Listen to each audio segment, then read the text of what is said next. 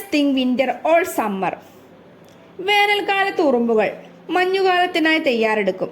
മഞ്ഞുകാലത്തേക്കുള്ള ഭക്ഷണം കരുതി വെക്കും. മറ്റു വാക്കുകളിൽ പറഞ്ഞാൽ ആശ്ചര്യത്തിന്റെ നാളുകൾ, വരാനിരിക്കുന്ന വരുതിയുടെ നാളുകൾക്കായി തയ്യാറെടുക്കുക. ഉറുമ്പുകളുടെ സ്വഭാവമാണിത്.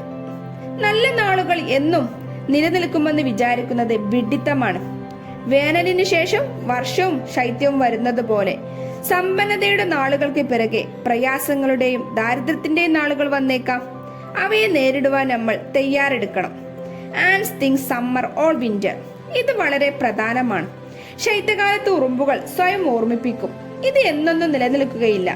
നമ്മൾ ഉടനെ തന്നെ പുറത്തു കടക്കും. വേനൽ ചൂട് വരുന്ന ആദ്യ നാളിൽ തന്നെ ഉറുമ്പുകൾ പുറത്തിറങ്ങുകയും ചെയ്യും. മഞ്ഞ് വന്നാൽ വീണ്ടും മാളത്തിനകത്ത് തന്നെ കയറുകയും പിന്നീടുള്ള ആദ്യ ഉഷ്ണനാളിൽ തന്നെ പുറത്തിറങ്ങുകയും ചെയ്യും. എപ്പോഴും ശുഭാപ്തി വിശ്വാസമുള്ളവരായിരിക്കുക.